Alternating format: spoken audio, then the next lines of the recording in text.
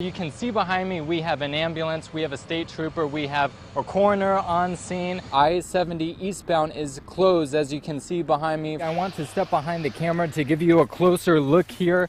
Going to zoom in. As you can see, these flames right here that crews are still battling. Those tankers have been shuttling back and forth here. You can see them behind me. These communication devices help kids with disabilities tell their parents their wants, needs, and feelings, like how much pain they're in. I feel a lot of pain. In State College, David Kaplan, WTAJ News. Woo! Yeah! Garrett's teacher at CPI, Mike Sipe, says more and more auto techs are retiring. And unlike Garrett, it's hard to get most young people interested in their career because cars are constantly changing and getting harder to fix. You can see all the tire tracks just feet away from Josh Blower's tombstone. Safety company Shape the Sky is teaching local parents about the apps their children are using, like Instagram and Snapchat. It's also helping them recognize the dangers their children are facing while using these apps. In Tyrone, Blair County, David Kaplan, WTAJ News. As we're speaking, you might be able to hear the thunder and see the lightning behind me. That's still happening, and we still have rain coming down. I'm 5'9". Take a look at this uprooted tree you can see behind me. This fire truck I'm riding in was given to the Great Township Volunteer Fire Department. This tractor trailer was heading westbound on Route 322 when it slammed into this house, knocking out power.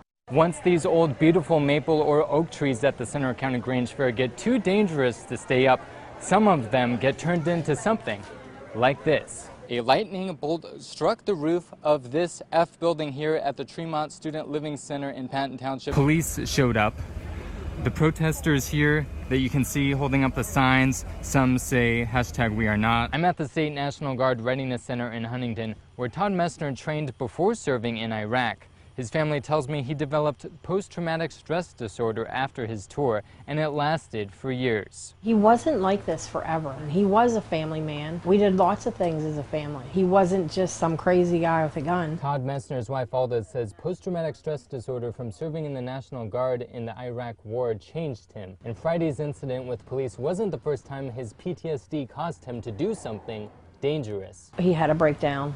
He did some damage to the neighbor's house. In January 2015, Messner poured gasoline on his neighbor's cabin trying to burn it. Alda says he was taken to a psych hospital, got medication, served time in jail, and moved back in with his family for 3 years. This past April, he stopped taking his medication. Alda says the VA in Altoona said Messner had to commit himself there to be treated. She gave him an ultimatum. I told him, if you're not going to take your meds, you need to leave. I don't want you around the kids. I don't know what you're going to do. Messner moved in with his mother, Sandra Messner, in April. On July 18th, Sandra says state troopers picked up Messner on a 302 medical warrant, allowing them to take him to an emergency room for an involuntary medical evaluation. But Sandra says the doctor never evaluated her son. A week later, and the day before he was shot and killed by police, she says she saw him with a gun. He was holding the gun up to up at his neck, under the right side of his jaw. I said, put that down, and then he put it, he put it away, and I didn't see it. State Police Trooper Joseph Dunsmore tells me police could hold a news conference on the shooting as early as this Wednesday. In Huntington, David Kaplan, WTAJ News. After the bull got out of the farm, it roamed around through this Boalsburg neighborhood and damaged the property of several homes.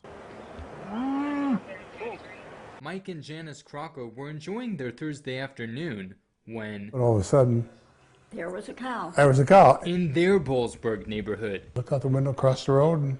Saw a cow roaming around. They've seen a few cows escape onto Highway 322 nearby in the past, but never onto their street. This one just seemed to make himself at home. Really, I mean, he doesn't... Yeah, he came up on the porch. Yes. They say State College police came quickly, but that didn't stop the bull from causing damage. They came over and was licking our lamp post, and he knocked it off, which will have to be replaced. Mike was scared when the bull started coming closer to their home. I was kind of afraid when he came up to the front door that he would go down the walkway there in front of the house. That way, there's a lot of furniture there he could have destroyed. The Croccos aren't sure if their insurance will cover something like this. They say they didn't think they would need cow insurance. The bull also knocked down a lamp post you can see here across the street. Mike and Janice were relieved when the farmers were called and put the cow in a trailer. They were happy the damage wasn't worse. So it could have been a lot worse. It could have been. But luckily, he just turned around and got the heck out of there.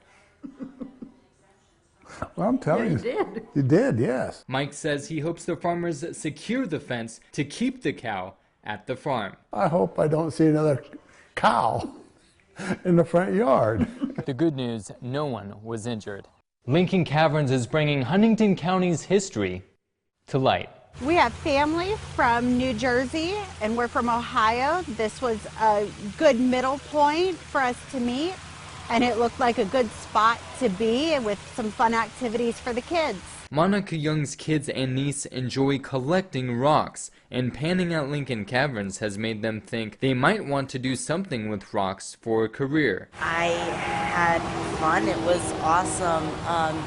I found like a fair-sized crystal point. Some of them were really big, and like there were different variety of colors, like purple, there was green and blue, and some of them were like smaller, but they had more color to them.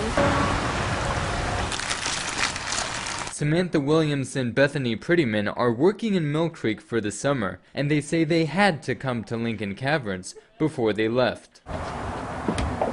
I love all the stalactites and the stalagmites, just seeing like how they connect even though they're so far apart. I don't know, just how the water drips to form all the different formations, and there's such a wide variety, it's crazy.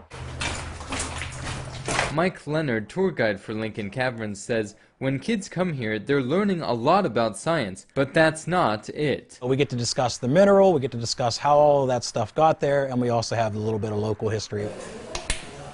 A big stalactite, natural well underneath it. Lincoln Caverns opened for tours in 1930. Whisper Caves, located just up the hill from the caverns, was found in 1938 by Myron Dunleavy, a local teenager. He spent years just digging in this sinkhole that his dad said probably wouldn't lead to too much, and he found this whole cave, and so it's amazing what you can find if you're really dedicated. Leonard says they started offering a unique type of tour recommended to them by a Penn State geologist. Every Wednesday night we do blacklight tours in the cave where you would see the cave more in the dark, and then we have black lights, ultraviolet light, where we show the cave a little differently than we normally do. In Huntington, David Kaplan. You gonna go dig now? Yeah. If I can find a cave. Yeah. WTAJ News.